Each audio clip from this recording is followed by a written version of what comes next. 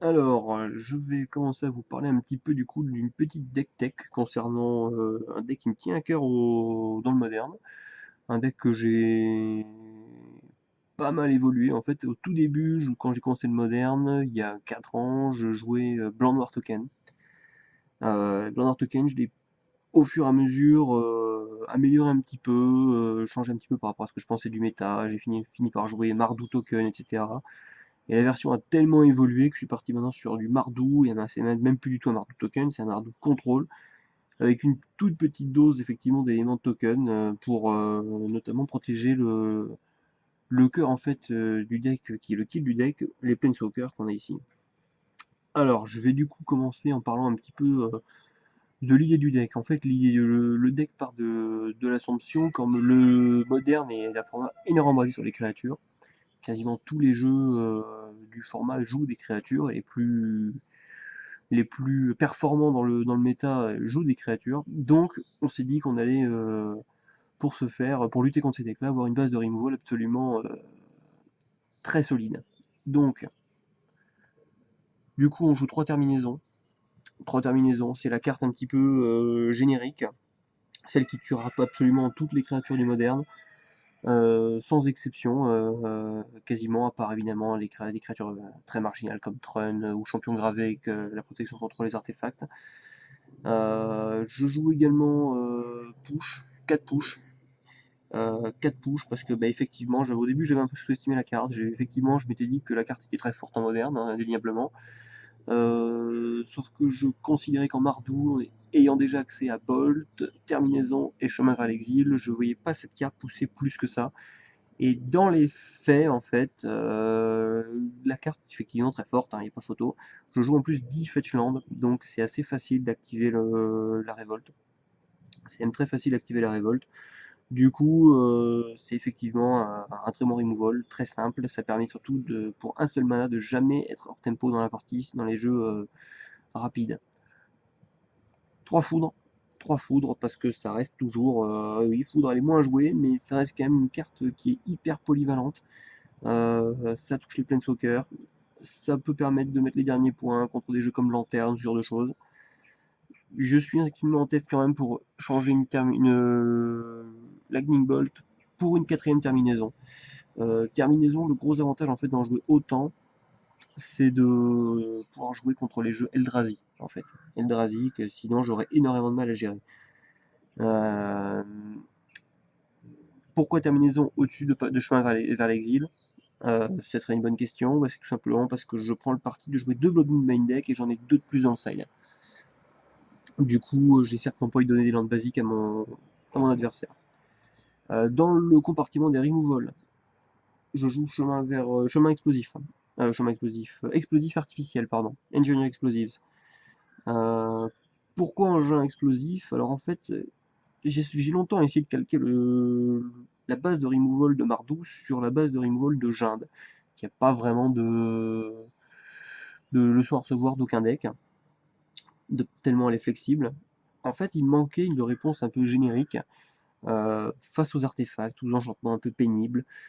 Et du coup, en fait, à défaut de jouer des cartes comme par exemple Anguish Making, qui exile le permanent ciblé non-terrain au coût de 3 points de vie en éphémère, cette carte en fait permet de conserver des points de vie, de se mettre dans des positions de faire du 2 pour 1 parfois.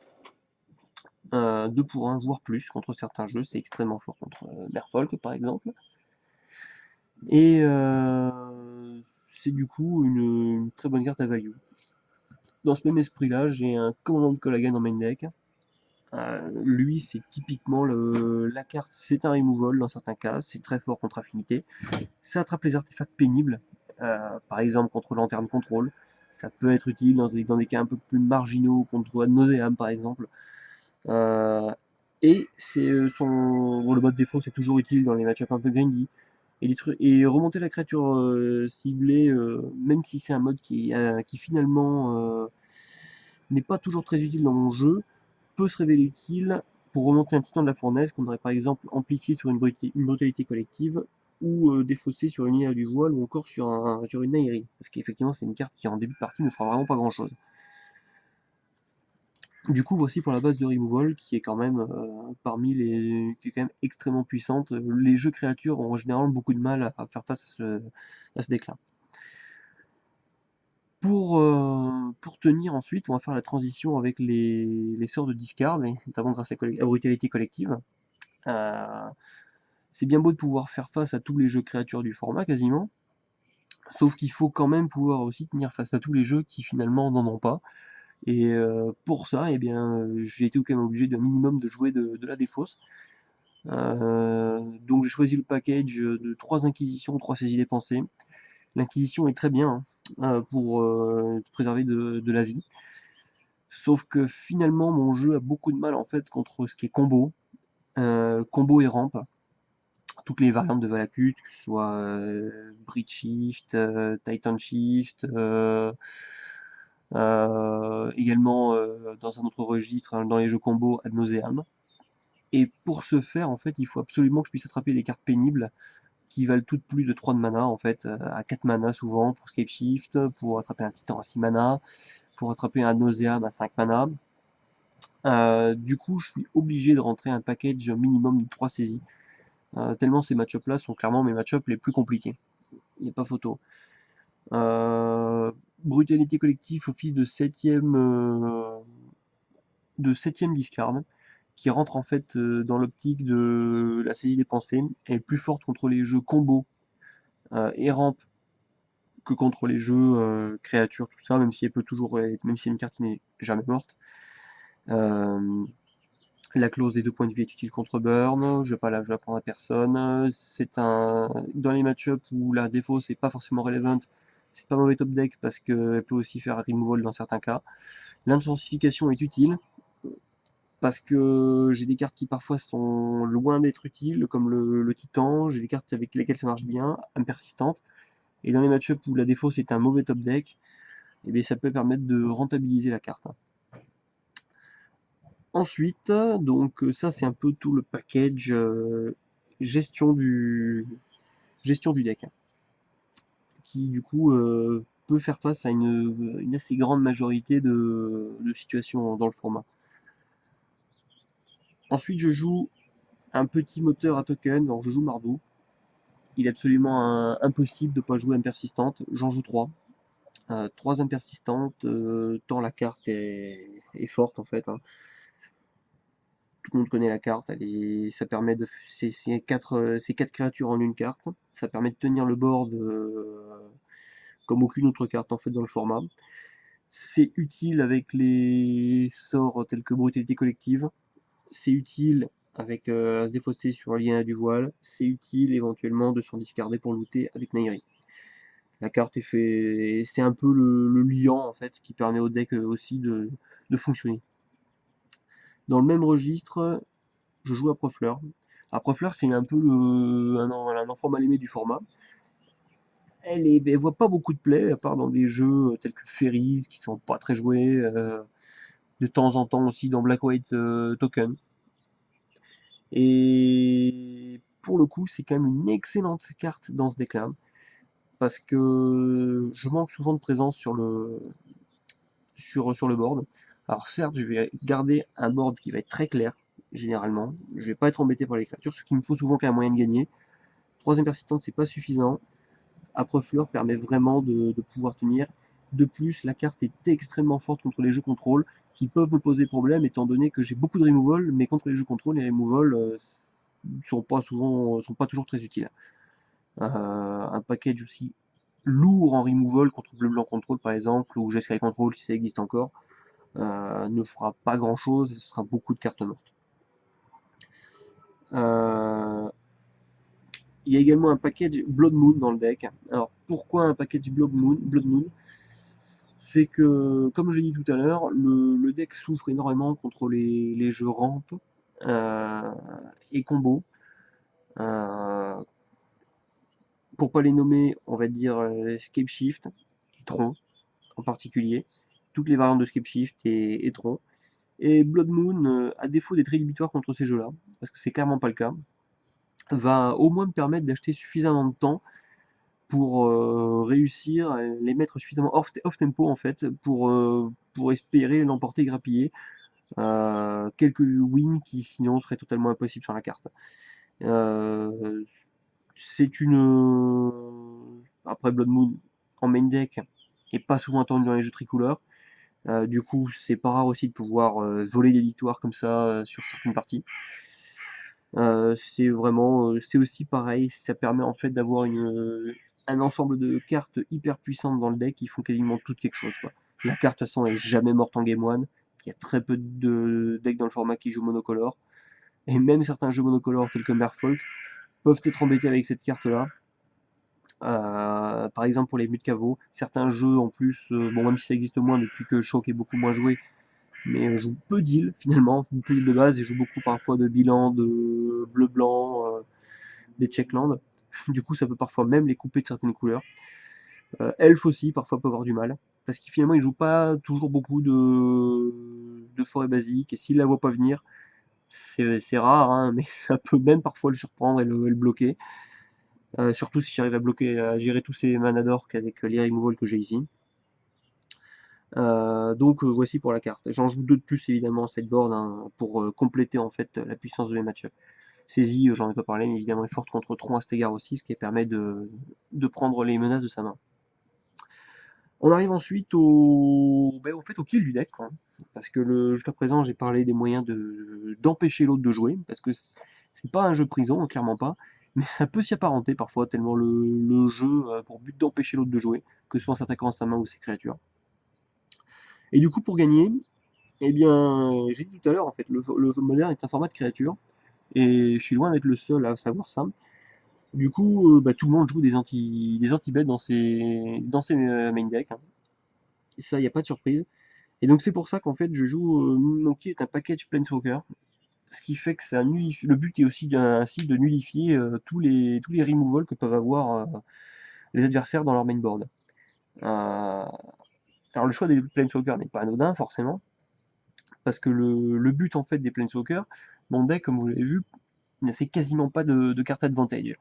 J'ai Kolaghan's Command qui peut en faire, j'ai Engin Explosif, Âme Persistante en est également une source, Âpre-Fleur en est une source. Mais grosso modo, c'est pas toujours suffisant pour l'emporter.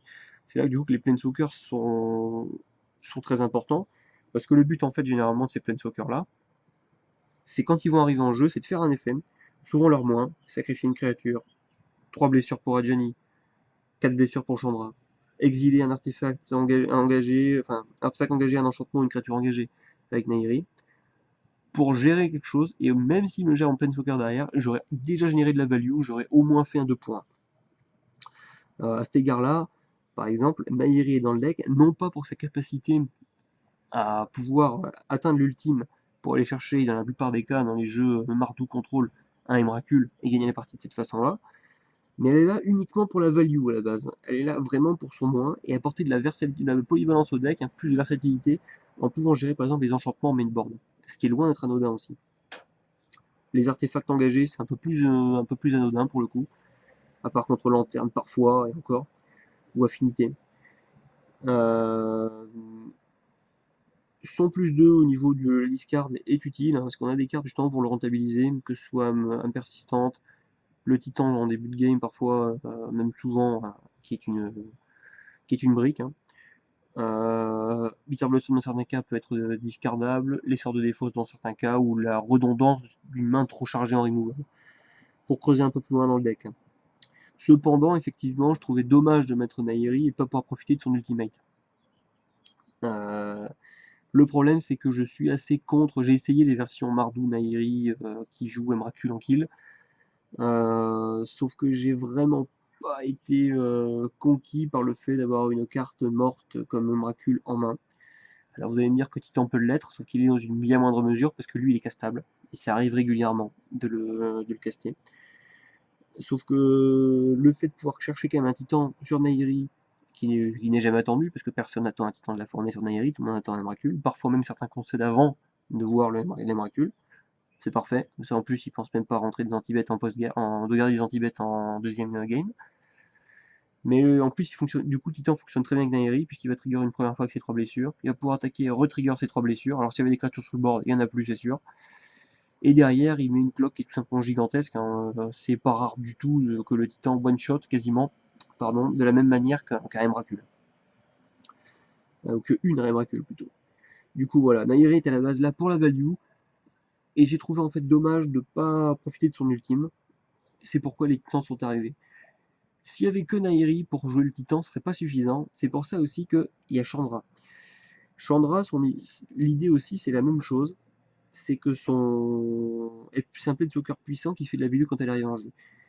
Elle peut gérer une bête quand elle arrive, et même s'il n'y a pas de bête à gérer, c'est quasiment, enfin c'est piocher 2 cartes par tour. Ça permet en fait d'alimenter le deck après et d'avoir un second souffle qui permet en fait de jamais s'épuiser, généralement de conserver la pression sur la partie. Son plus 2 est également très important, c'est pour ça que le titan est bien, parce qu'on peut souvent curver une Chandra dans un titan le tour d'après, grâce à son plus d'ajouter 2 mana rouges. 2 mana rouges aussi qui peut éventuellement servir pour booster le titan, avec son plus 1 plus 0. Du coup, on a par exemple là déjà deux moyens, soit 4 cartes, de pouvoir caster le titan plus facilement. Sachant qu'on a un jeu contrôle et que les parties durent souvent assez longtemps, c'est pas du tout dur d'arriver à 6 mana pour le caster aussi, mais parfois pouvoir enchaîner un sort de discard dans un removal, dans une Blood Moon par exemple, dans une Chandra qui va monter pour avoir un titan au tour suivant, ça peut faire des sorties très difficiles à gérer pour l'adversaire. Excellent Planeswalker. Par exemple, il est aussi son plus 1. Le deck est un petit peu aussi optimisé pour, entre guillemets, pour Chandra. Le Titan est un exemple. L'engin explosif en est aussi une deuxième raison. Il est tout à fait possible de jouer un engin explosif au tour 3 par exemple, pour le setup, le tour où on va jouer Chandra d'après. S'il y a une bête qui est, par exemple, il y a un Tarmogoyf, ou dans l'idéal, prenons le cas de rêve, 2 Tarmogoyf sur table, tour 3 on peut jouer l'engin explosif à 2, tour 4 enchaîner avec la Chandra, monter Chandra, faire 2 mana, craquer l'explosif grâce à ces 2 mana générés, raser le board, avoir une Chandra à 5 marqueurs sur table. C'est quelque chose qui arrive aussi, clairement, ça fait partie des synergies du deck.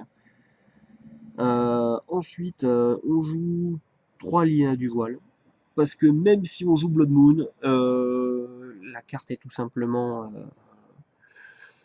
staple du moderne, il n'y a pas photo. C'est une genre de carte qui peut loquer la game elle toute seule. C'est aussi un indispensable contre les jeux comme Escape Sheet par exemple, où le deck a un petit peu de mal. Et c'est pourquoi je me vois mal couper des Liliana qui sont tout simplement parfois des wins gratuites, quoi.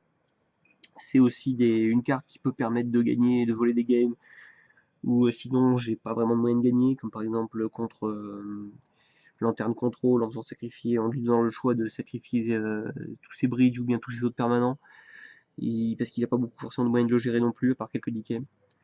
Mais voilà, bon, je ne vais pas présenter la carte plus longtemps, parce que tout le monde connaît Liliana, c'est extrêmement fort, je joue 2 marées basiques dans le deck, rien que pour pouvoir la jouer elle, sans pour autant que ça déstabilise trop la base de mana. Enfin, il y a un petit one-off, Adjani, que j'aime bien. Alors c'est souvent le slot où j'hésite éventuellement à cutter pour monter à 4 Liliana, ou bien notre Planeswalker, sauf que le deck est quand même devenu un petit peu fragile à burn, clairement.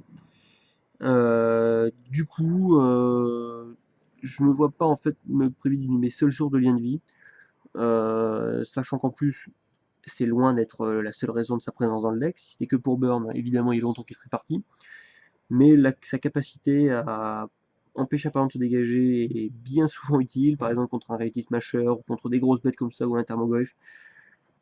Contre certains lands, un jeu qui est un petit peu dans le mal de land, pour lui bloquer ses terrains.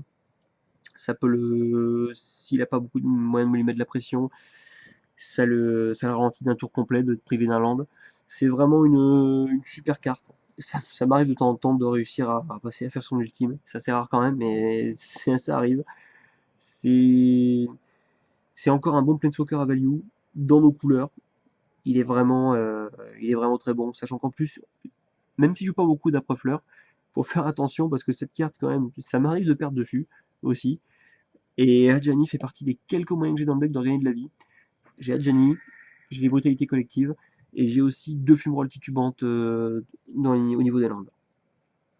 Donc voilà pour le deck. Et maintenant, je vais vous montrer les landes. Alors la base de mana est pas compliquée. La base de mana est pas compliquée. Beaucoup de fetch.